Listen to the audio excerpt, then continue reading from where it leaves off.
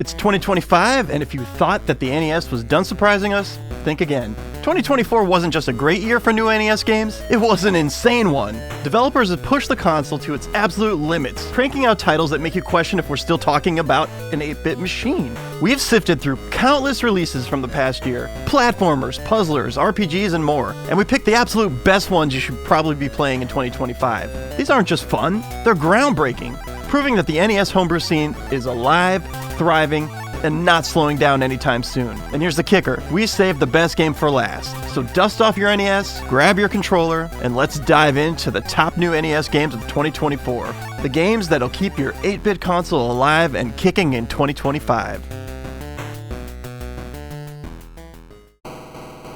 Alright, so first off, imagine Smash Brothers on your NES. Sounds impossible, right? Well, Super TiltBro didn't get that memo. This isn't just a demake, it's a revolutionary leap forward for the console that gave us Super Mario Bros. And Duck Hunt. So let's start off with the elephant in the room.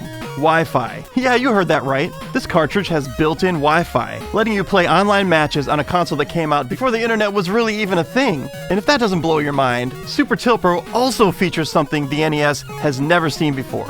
DLC. You can actually download new characters, like Sunny from Super Sunny World. Think about that for a second. This 40-year-old console is now doing stuff that you'd expect from a modern system. It's an example of what the NES is still capable of. So the gameplay here feels like a love letter to Smash Brothers. It's floaty, chaotic, and features ridiculously fun, tiny NES sprites throwing punches, jumping off platforms, and knocking each other off the stage. For hardcore Smash fans, this will feel like coming home. Now I'll admit, I'm not the biggest Smash guy. For me, this leans more towards novelty than obsession, but even so, watching these modern NES characters face off is undeniably cool. And it's not just about smashing your friends. There's also a story mode with cutscenes and humor that shows how much love went into this game. The developers didn't just slap Wi-Fi on a cartridge, they built something creative and genuinely fun. The music here, it's not bad, but it's not stealing the show either. It keeps the action flowing without getting in the way, which is great for a game like this. The visuals? I think they're pure NES charm. Tiny, but bright, clean, and packed with personality. So that being said, Super TiltBro isn't just a game, it's in many ways a milestone. With Wi-Fi, DLC, and online play, it's pushing boundaries that shouldn't even exist on the NES. Whether you're a Smash fan, a retro enthusiast, or someone who loves seeing old consoles do new tricks, this is a game you need to check out.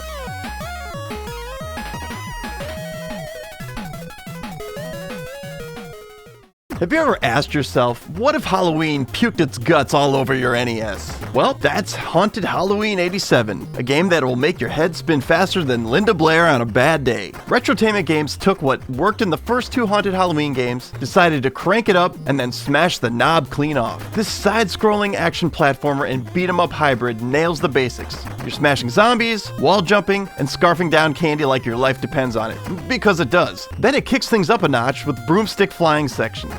Imagine Cotton, but instead of magic, you're hurling apples or tomatoes or whatever the hell those things are. It's fast, frantic, and so much fun you won't care what fruit you're chucking as long as it splats that airborne enemy. Combat feels like Street Fighter crashed a Halloween party. Punches, kicks, and special moves bring serious weight to every fight. And while the combos do take some practice to master, landing one is pure adrenaline. When those hits connect, they make you want to stand up, punch the air, and yell, "Take that, you undead sack of crap!" The graphics are dripping with personality, and while the characters might remind you of River City Ransom, this game has its own riz. Retrotainment Games doesn't miss a beat, and they're the same team behind Full Quiet, and you can feel that same obsessive love and attention to the NES here. Also, this soundtrack jams harder than Dracula using his cape to open a jar of jelly. Forget those slow, creepy haunted house vibes. This is Halloween electrified. As far as the story goes, it may tie up the trilogy's loose ends, but let's not kid ourselves, you're not here for the plot, you're here to bash zombies' skull, and this game delivers like a jack-o'-lantern thrown through a zombie's face. For anyone doubting the power of our favorite retro console, this is the NES standing up and saying, "I'm still king of old-school gaming, dammit!" And if you're in the mood for fast-paced action, Haunted Halloween 87 is your jam. Whether you're a die-hard NES fan, or just looking for a Halloween treat that won't rot your teeth, maybe grab this one and let the chaos begin.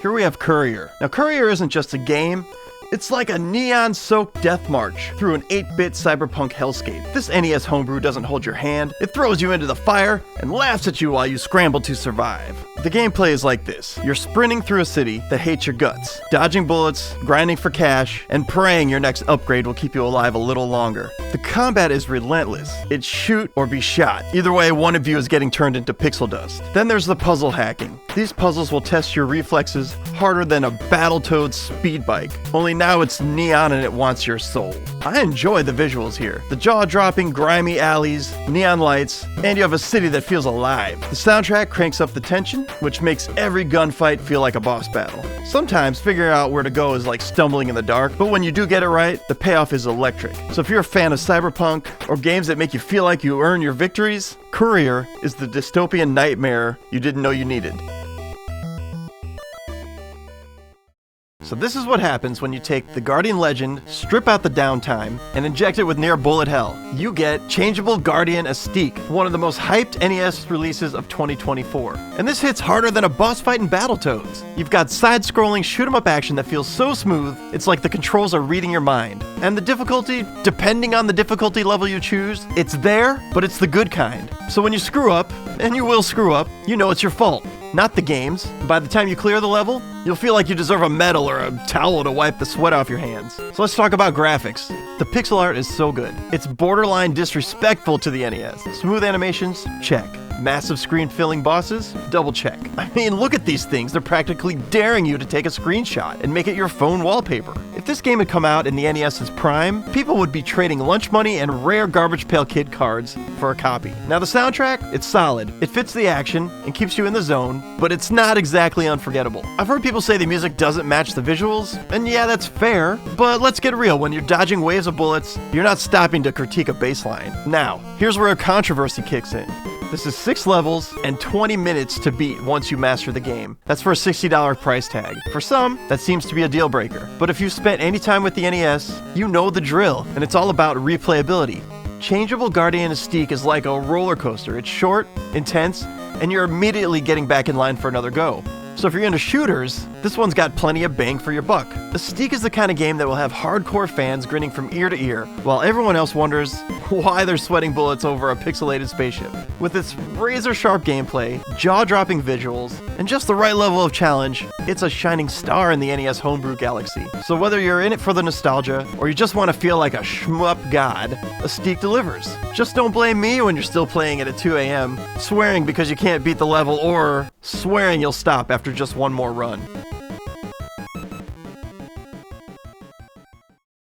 So what happens when you combine the chaos of Blaster Master, Portal, and a whole lot of pizza? You get Pizza Portals, a side-scrolling puzzle platformer where you're delivering pies across 2 dimensions at once. It's clever, it's chaotic, and it's unlike anything else on the NES. You see, the screen is split into 2 worlds, and whatever you do in one affects the other. Land on a platform in the night dimension, your daytime guy lands too. Get hit by an enemy, both pizza guys are toast. It's kind of like rubbing your belly and patting your head at the same time. But when you finally figure it out, it feels pretty good. The futuristic art style gives each dimension its own vibe while staying connected. And the soundtrack? It's fire. It's upbeat, it's catchy, and I would almost put it in the category of Mega Man, which is about the highest praise I can give an NES game. The difficulty here hits that sweet spot. It's challenging without being cheap, every success feels earned, and if you're a completionist, there's a cryptic little secret Easter egg at the end waiting to help top off your pizza. So as you can see, you're a pizza guy hopping dimensions, and the humor helps this game shine. The NPCs at the end of the levels hit you with this absurd yes or no question, which depending on your answer leads to ridiculous results. The game kind of knows it's ridiculous and it leans into it. Now originally this is a game jam project, but Pizza Portals is already packed with clever mechanics, tight execution, and some really fun moments. I wouldn't consider this a full release yet, but it deserves to be. This is a must-play for anyone who loves platformers, brain-bending puzzles, or pizza. Just be prepared to have your brain a little bit baked while delivering the goods. So what in the diaper-wearing hell is this? Rugrats on the NES? Who asked for this? Well, apparently, someone thought, you know what the NES needs? Babies kicking ass. And you know what? They were damn right. This game is basically Super Mario Bros. 2, but instead of a plumber, you're playing as a bunch of toddlers who aren't potty trained. Tommy's your daily driver Mario, Chucky's Luigi with that awkward-ass jump, Phil is like Toad lifting blocks like a damn forklift, and Lil is floating around like Princess Peach in footy pajamas.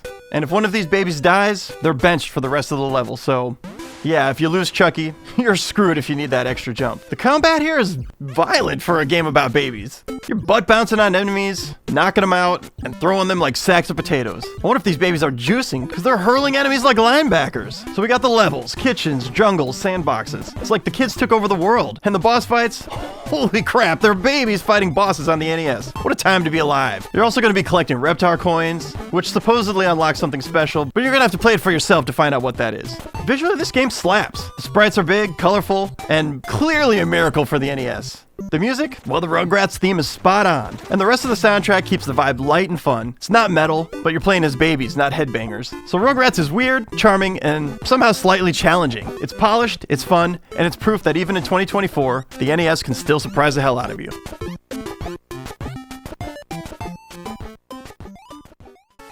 Have you ever tried to solve a Rubik's Cube while it's on fire? Well, that's Choo Mimic in a nutshell. This isn't your grandma's Lolo. These puzzles have teeth, and they're ready to bite. You control knights by laying down arrows to guide them through traps, coins, and treasure chests. One poorly placed arrow, and it's game over. Like the best NES games, this one doesn't hold your hand, it slaps it, laughs in your face, and dares you to try again. And just when you think you've got it figured out, the game throws in a second knight. Now you're juggling two pieces and scrambling to keep them both alive. It's not just trial and error, it's trial and holy crap, how do I untangle this mess? Let's talk about the coins. Skipping coins is for quitters. Real gamers grab every last one, even if it feels like vacuuming during an earthquake. Every coin is a tiny victory against the game that wants to crush you. And who knows, you might even get a reward for collecting them all. It's got big, fun cutscenes too. The visuals are crisp and charming. The knights, adorable little bastards. The traps, kinda cute for treasure chests with venom teeth. Every level brings a fresh new challenge, with enough variety to keep you hooked. What about the soundtrack? That's a bouncy chiptune fun zone. It's catchy, upbeat, and sticks in your head like gum on your shoe. Choo Mimic comes to us from low-tech and rigged games. Now, some critics denounce the game for Rig's involvement, but Choo Mimic doesn't even need his name to stand out. It's clever, polished, and unapologetically fun. So if you're rolling your eyes at a YouTuber's involvement, maybe the game isn't the problem. This is a brain buster with heart. Between its inventive mechanics, challenging puzzles, and charming presentation, it proves that the NES still has plenty of gas left in the tank. If you're up for the challenge, grab the game, maybe a friend, and brace yourselves, because this game will have you yelling at your TV, in the best possible way.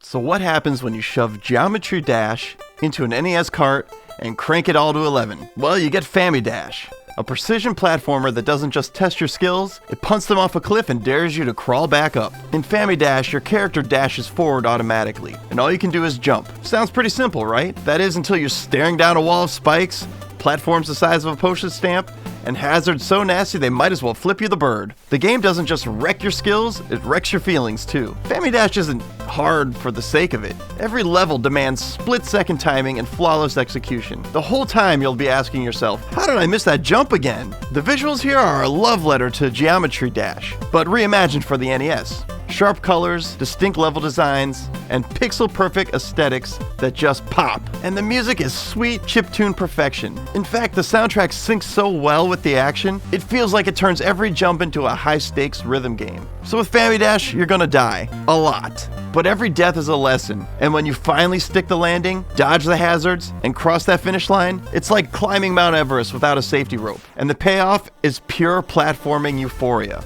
This isn't just a demake, it's proof that the NES scene can take modern ideas and turn them into something that feels nostalgic and brand new at the same time. So if you're a hardcore NES junkie, or a platforming masochist, or just someone who wants to pull their hair out, Fammy Dash is brutal, but brilliant, and worth every death.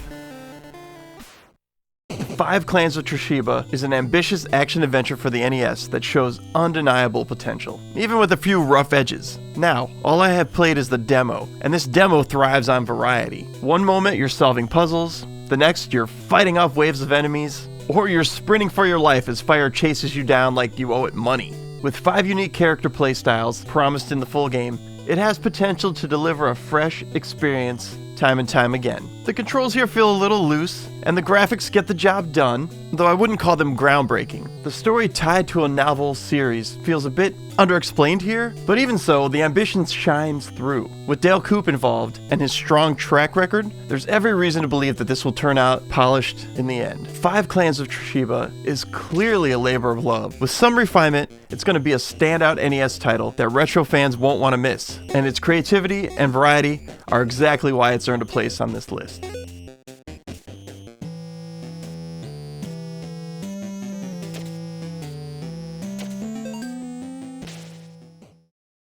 Data Man is a stress test for your sanity.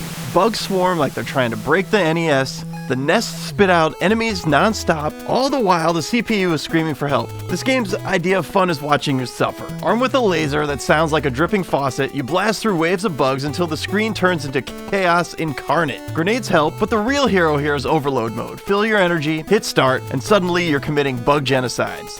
Now don't get me wrong, this game is actually super fun. The controls are razor sharp, and they have to be. Visually, it's slick. I really like how the CPU shows real-time damage, and when the CPU dies, the game melts down into a glitchy nightmare that makes you think your NES just gave up.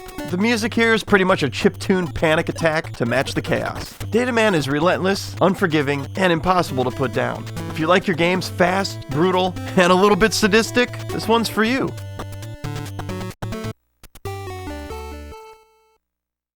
What happens when you take every NES game ever made, shove it into a blender, and hit the holy crap button? You get Panzer III. This game is pure chaos in the best way possible. Pixelcraft Games didn't just make an action platformer, they made a damn NES variety show. This has got a Mega Man style level selection, cameos from the NES Homebrew scene, and gameplay that jumps from underwater chaos to motorcycle mayhem to outer space. It's like the devs said, screw it, let's just do everything, and then they nailed it. You start out with Panzer and a couple of his friends, each with unique weapons, and kind of like in Mega Man, you're going to want to choose the right friends with the right weapons for the right level. That's a lot of rights. And sure, you could just stick with Panzer, but you know, good luck with that masochist. The controls here are tight, so when you die, that's on you. So Panzer is cocky, the writing here is funny, and the music, yeah, it's good. In fact, the train levels track alone is an 8-bit banger worth the price of admission. So Panzer III doesn't ask for your attention, it grabs it, shakes it, and leaves you there sitting and grinning like the titular hero Panzer himself. Before we jump into the final game on the list, let's crank up the hype for 2025. The NES Homebrew scene isn't just alive, it's about to go full beast mode. Here are 3 games already shaping up to melt faces in the next year. First up, Cornella's Mansion. Imagine Maniac Mansion crawling out of its grave and dragging point-and-click gameplay onto the NES. Inventory puzzles, creepy 8-bit vibes, a cursor system that doesn't make you want to throw your controller through a window. Yep, this is ambitious as hell. And if it lands, it could be the Citizen Kane of NES adventure games. Or at least the Evil Dead 2. Or how about Mala Sombra? Think dark fairy tales, but with a mean streak. You're Piru, a magician's apprentice fighting through gothic nightmares to save your beloved from an evil sorcerer. The animations are slick, the magic combat looks tight, and the story? Straight out of a haunted bedtime book. The game looks to be raising the bar and then setting it on fire. And finally we have Orange Island. I was fortunate enough to play an early demo this year, and holy hell, it's kinda like Kirby's Adventure guzzled a barrel of pastel paint and started speedrunning Metroidvania-like levels. With several characters, non-linear exploration, and enough charm to power a small city, this looks to be the kind of game that'll make you remember why you fell in love with the NES in the first place. And these games are just the beginning of what 2025 has to offer. But if this lineup is any indication, the NES isn't just alive, it's thriving, and the future looks very bright. So what if the NES isn't just a piece of gaming history, but still capable of making history? Former Dawn by Something Nerdy Studios doesn't just push the NES to the edge of a cliff, it throws it off, watches it bounce, and somehow the NES still comes out on top because it's built like a freaking tank. This RPG hits hard with visuals so good, they'll make you question what you think you know. And this isn't some emulated cheat, this is pure NES hardware. No shortcuts, no gimmicks. The music is just as impressive, made possible by the extra sound channels built directly into the cartridge. Now you'll probably need a simple connector included with the game to unlock the magic, but the result is a soundtrack so rich, it sounds like it crawled straight out of the Super Nintendo. It might not dethrone Mega Man 2 in sheer catchiness, but it's synthy perfection that elevates everything to another level. Gameplay mixes styles seamlessly.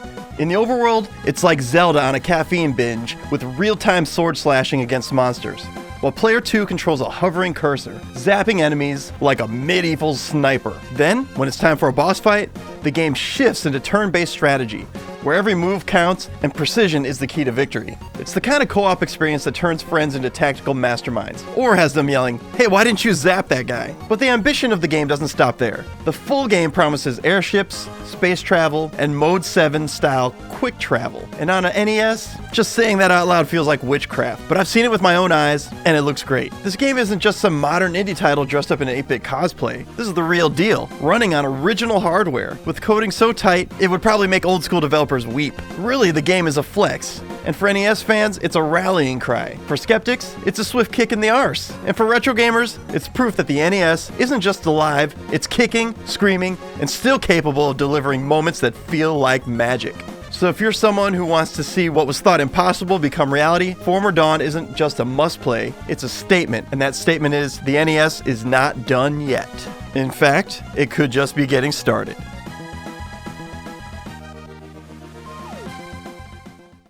And there you have it, some of the best NES games of 2024, and a glimpse at what's coming in 2025. As you can see for yourself, the NES Homebrew scene is packed. There are so many incredible games out there that I couldn't possibly fit them all into one video.